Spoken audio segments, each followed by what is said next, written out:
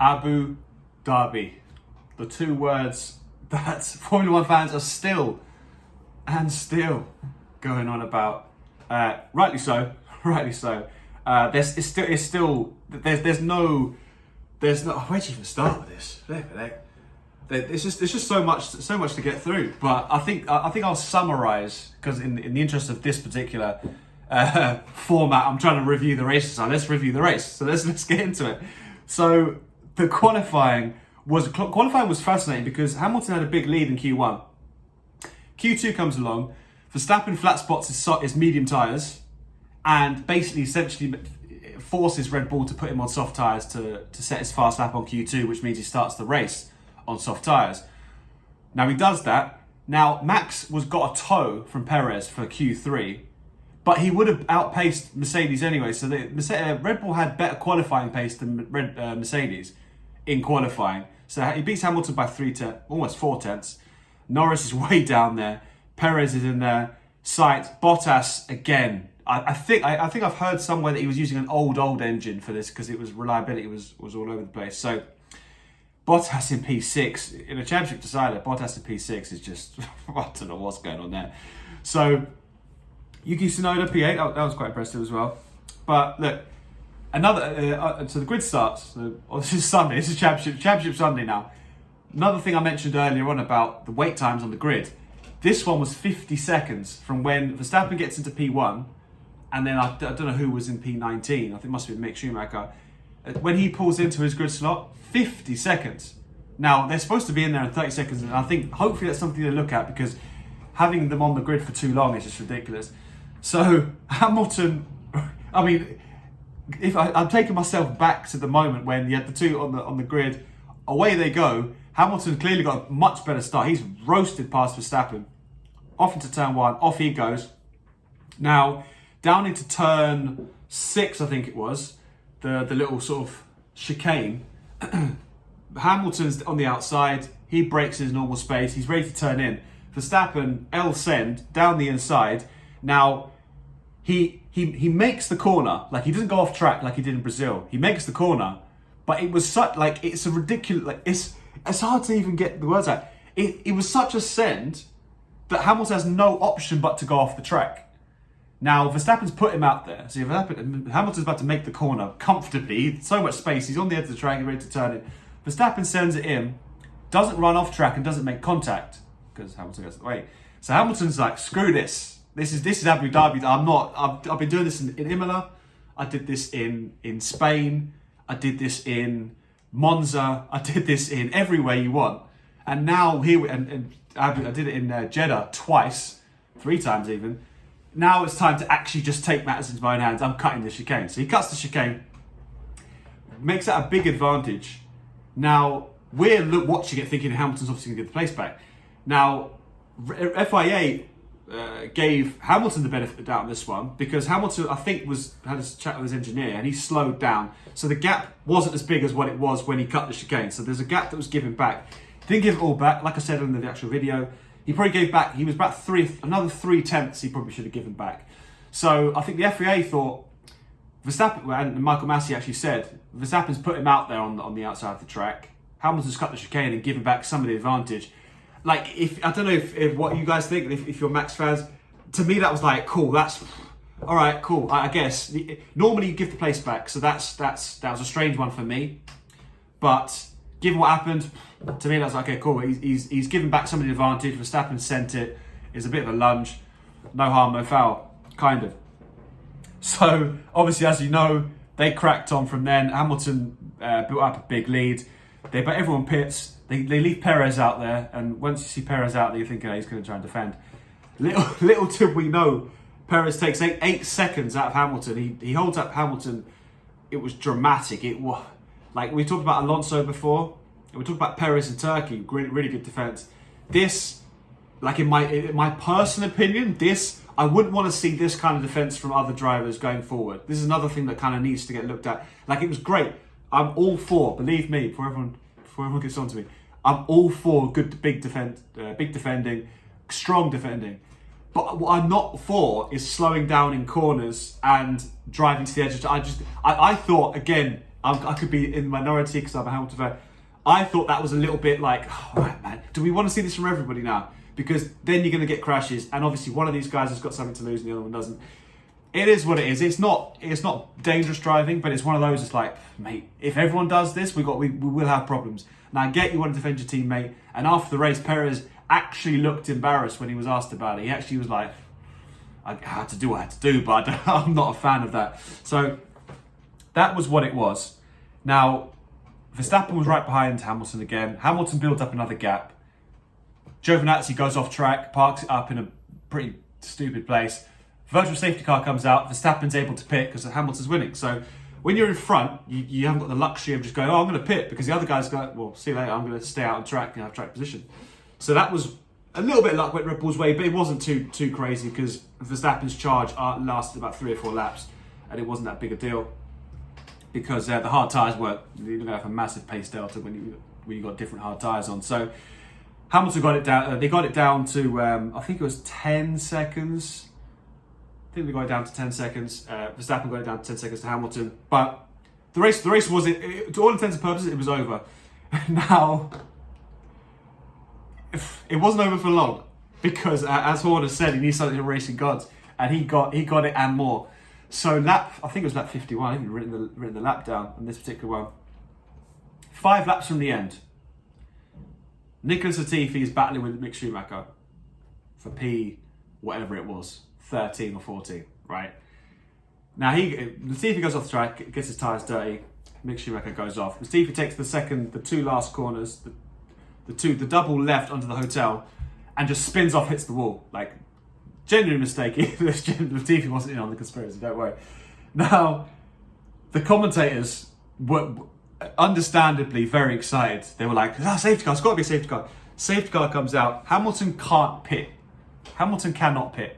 If Hamilton pits, Verstappen's going to not pit. Now, even if you took it as a quick snapshot, you look at the race, you look at the setup, you've got 5 laps to go, there's a car smashed up in the wall and it's catching fire, the barriers are damaged, 5 laps to go. Knowing safety car procedure as we thought we did, there's probably not going to be a racing lap, and even if there are, there's cars in between. Logic will tell you can't pit. So there's no how Mercedes were too passive. They couldn't have pitted Hamilton anyway, unless Verstappen's team decided to pit him as well, and basically there was no scenario where Verstappen pits and Hamilton pits, so Hamilton had to stay out. He was obviously concerned because Verstappen had pitted for soft tyres. Now they go through another couple laps, and obviously this is when the FIA and team radio got to its worst. Toto Wolff was on there, Christian Horner was on there. Now Bono, Hamilton's engineer, explains to Hamilton, he's like, right, we've got 3 laps to go after this one. They need to let the pack bunch up, which is normal safety car procedure, and then they need to do another lap when the safety car's called in. So as it looked, there shouldn't have been any more laps.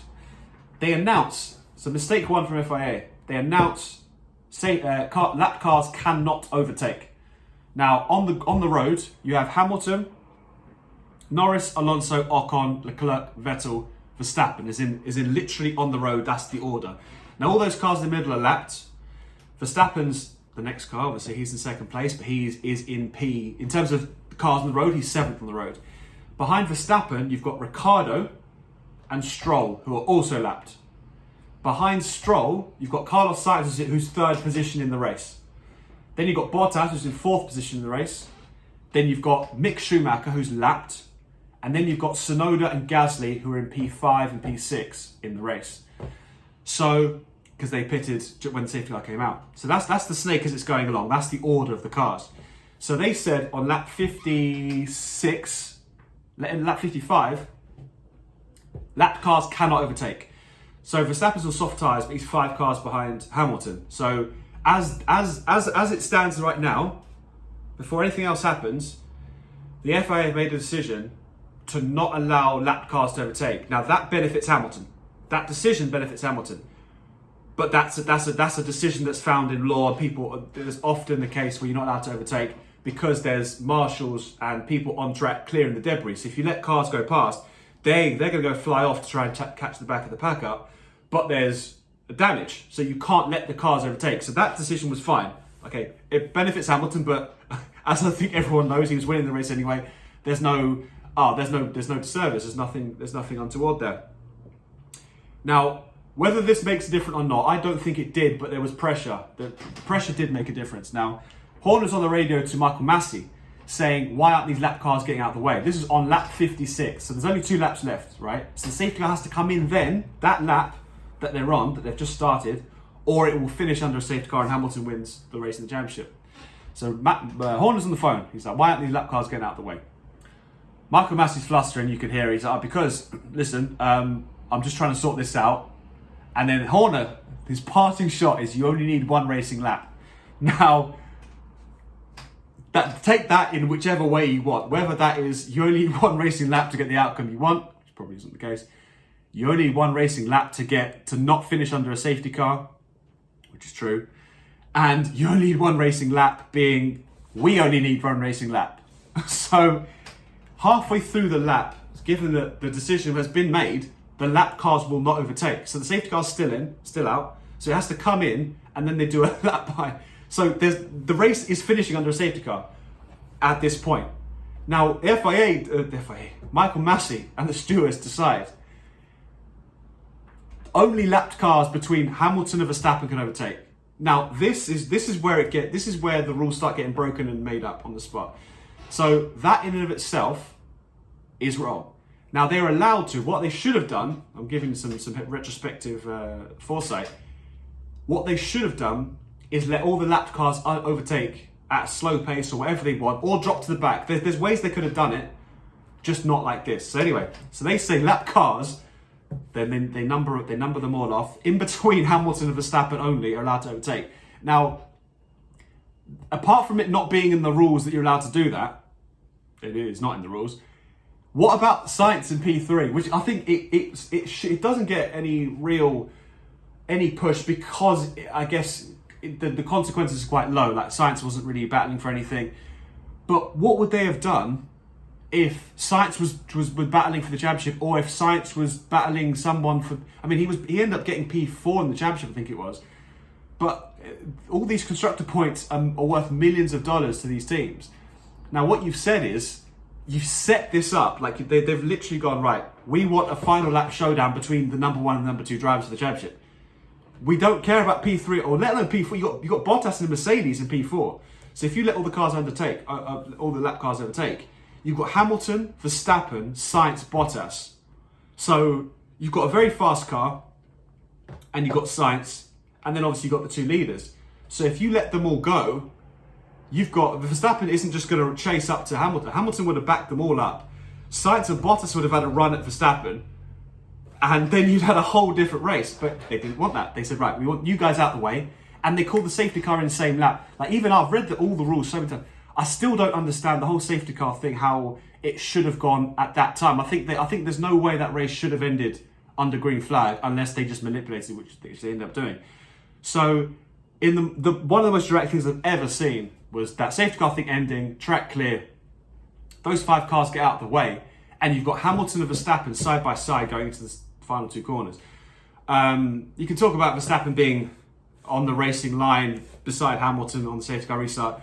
That's another thing. Hopefully they look at all these little things and go, okay, cool. By the way, when there's a safety car restart, you can't be beside the leader on the racing line, and now the leader has to make... That's neither here nor there. And obviously, as you know, final lap starts, and Verstappen's on fresh soft tyres, and Hamilton is on worn hard tyres. Now, the only thing that I will say from the other aspect of it is Lewis has to block the inside. He just has to block the inside into turn 4. Like I've watched it so many times. Every time I see it, I'm like, block the... No, he stays on the right. Verstappen sends it because he's got fresh soft tyres. Verstappen sends it into the turn, goes quite deep, and then he's off, weaving down the straight. He gets a warning from his engineer about that because he got a black flag in Brazil for weaving. 3 times Max Verstappen over the course of the season, weaving from left to right to left to right to left to right. Alonso also did it at Silverstone. That's another thing they need to change, but that's not really the point here. Verstappen weaves down the straight so Hamilton can't get it. So he runs a bit wide in that little chicane, and literally they're side by side going into that banked turn 9. Obviously Verstappen's on soft tyres. He's going to be able to get much more traction, and off he goes, wins the race. Now, if you watch all the onboards, which I did, and all the onboards, Ricciardo, Stroll, Vettel are all like, why, and Sainz were like, why are we not allowed to overtake? Like what? Like you just set this. They all knew. I think everyone knew. If you watch every single onboard, everybody knows. They're like, oh, the FIA have literally just set this up to have a little showdown, and they've just circumvented the only rules that everyone knows. You know, the team strategists have gone, right, there's probably not going to be a safety car restart, so we can't pit you. So, but the FIA, or the stewards have literally gone, yeah, we're gonna set this one up, and we want a little race between the two of them. That's how it finishes. Verstappen wins the race. Hamilton comes second. Now, on the road, again, go back to this. On the road, Ricciardo was right behind Hamilton. So Ricciardo didn't get out of the way. And I've watched this back. Ricciardo didn't get out of the way of anybody, even though he was lapped. So bear in mind, before the safety car restart, Ricciardo was just behind Verstappen. He didn't get out of the way of anybody. So he actually finishes P3 on the road. Not in the race, but he finishes P3 on the road, a lap down still. Sainz ends up coming in P3, third place, but he's behind Ricciardo. Now, Tsunoda and Gasly, which is interesting, Tsunoda and Gasly, remember I said they were right at the back of the train. Mick Schumacher gets out of the way. Tsunoda and Gasly mug Bottas for P4. So Tsunoda gets P4, Gasly gets P5, Bottas ends up behind. Now, everybody else, so Stroll and Mick Schumacher let everyone pass. So all the guys at the back were lapped, apart from Daniel Ricciardo. Daniel Ricciardo obviously didn't want to get out of the way, which is interesting, but it's quite funny. Now, the interesting part is, and I've watched it back, slow-mo, freeze frame, Mick Schumacher's the only one. Like, Ricciardo and Stroll were literally, in terms of when everyone snakes around the corner for the restart, you had literally Hamilton, Verstappen, Ricciardo and Stroll and Sainz and Bottas are all literally everyone behind them. So if they said lap cars never take, Ricciardo and Stroll would have been off, and there would have been no extra delay. The problem is Mick Schumacher, because he was behind Bottas. Now, if they'd sped up and got all the way to the end, Mick Schumacher's the one where is a concern. So this whole letting 5 cars go through is only an issue because of Mick Schumacher. Like if Mick Schumacher was right behind Stroll, then there's no doubt in my mind that they'd have got all the cars through, and this whole picking 5 cars didn't make a difference. The reason why the picking 5 cars thing does make a difference is because Mick Schumacher, it's debatable whether he'd have got to the line anyway. So whether they let Ricciardo and Stroll through or not isn't actually important. So they picked 5, they should have picked 8. But 7 of them were all right there anyway, so it wouldn't have mattered even if they picked 1, because they'd have all got through anyway. So that, if you follow me, the way they've circumvented the rules, and it's only really become an issue because Mick Schumacher was debatably ready to catch up or not. So that's how it finished. It's still going on. I mean, they did a little piece on Sky, which is actually really good, where they had all the guys, Brundle and Crofty and everyone talking about it. One thing I am heartened by, I am pleased with, because after the race I was thinking, this is going to get swept under the rug and people are going to go out, cool, Verstappen won, we're happy about it. I'm actually pleased that people are taking it quite seriously. The overall opinion is that this was manipulated. It wasn't just like, it's not just Hamilton fans or whatever. And it's a problem. The biggest problem is the FIA problem. It's not a Verstappen problem. Verstappen deserved to be a world champion for sure. Over the course of the season, yeah, Verstappen for sure. Hamilton drove out of his skin to even be in with a shot, so he deserves all the praise for battling all the way to the end with an inferior car for most of the season, but then still winning the races as he should. Did everything by the book, and then he got screwed over by Michael Masi and the stewards at the end.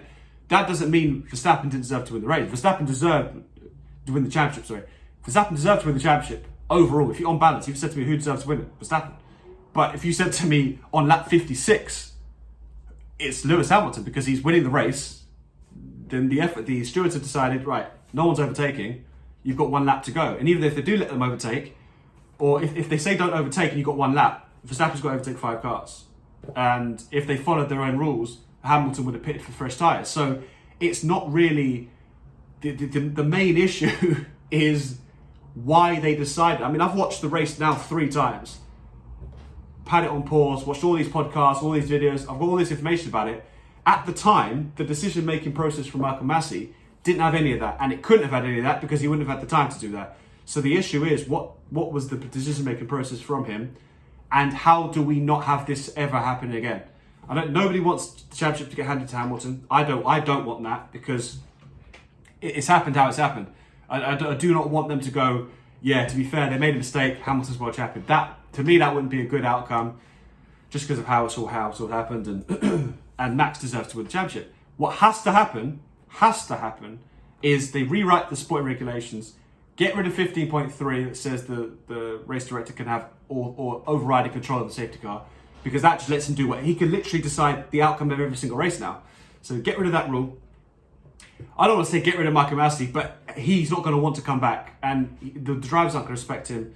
Mercedes probably won't. I mean, Toto Wolff he's fuming still. So there's I can't see a situation where Michael Massey comes back and people respect what he's got to say. Like, unfortunately, that's how it is. I generally, when it comes to sports people or people in professions, I hate being like, he should get sacked, he should get fired, he should get transferred. But like, if you say to me, right, has he done a job? He's not done his job, unfortunately, and people just don't trust him. They just do not trust him. So something needs to change. The radio silence from the FIA since is a concern. They've only just started looking at it last week. They've had a meeting actually today, 2 days ago on the 19th, where they've outlined some issues, some things with the safety car. They're going to announce their findings to the teams in February. So the teams, Hamilton, Mercedes, they're going to know what happened in February, and we're going to find out at literally FP1 Bahrain. So this is going to drag on into the new season, and we've got a new cars, new driver lineups. We've got Hamilton versus Russell. We've got Verstappen. We've got all sorts coming up, but we're still talking about Abu Dhabi, and it's one of those things where you can't move on until you say, let's make sure that never happens again. Now we can move on. Like that's my personal opinion. That's the general gist of it. Whether people get sacked or whether championships get handed on, that's secondary. Number one is, let's never have this happen again, because casual fans, I was watching with many of them, they come out thinking, I don't know Formula One, but that looks like they've just gone, yeah. And if that's the image Formula One has, then we're going down the same road as a lot of sports where people just don't trust. And this is a golden opportunity to get it right, to show that the FIA, show that Formula One is ready for mainstream, because it's been in the sidelines for most of its life. It's never been super famous. It's been famous. It's been quite niche. But now we're talking about Netflix, talking about Verstappen, poster boy of the Formula One. You've got Hamilton, global star. Like, let's get it right, please, first. Then whoever wins. Listen, if Science wins next year, if whatever happens, let's just have an actual competition, and let's not have people going, yeah, you know what? We want to have a race between these two people. Forget about all the other teams that have entered that want to win millions and millions of pounds. Millions and millions of pounds were lost by other teams because of the way this race was handled. It's not even the Mercedes or Hamilton thing. Like, Sainz got robbed of a potential race win. I mean, he could have taken Hamilton as well, or Hamilton and Verstappen could have crashed. Like, the way they set up just can't happen again. And what they did from Brazil, what they did in Jeddah and Abu Dhabi, just get the rule. I mean, it's a complicated sport. Get the rules right, and let's see if we can move on. So that was it. Verstappen world champion, Mercedes world champions for the 8th time, and that's I'm burnt out, to be fair, thinking about Abu Dhabi. The next time, I think I'll probably do a wrap up video if and when we find out what the FIA have decided. But we've got plenty more coming, like loads of videos. And I'm going to do a lot of videos, like roundups of the year, like top 10s. My favourite ones are these short form videos, which I'm very much looking forward to. So I pretty appreciate the journey. New year is going to be same me, but more videos. Obviously Formula One, and I'm very excited. I've not really had time to think about the real ramifications of what next year is going to bring with new cars and new lineups, but if this investigation gets done properly and Hamilton comes back and everyone, it's going to be even better than this year. Hopefully for the right reasons and not for the wrong ones. So really appreciate you, Jelly, and I'll see you very soon.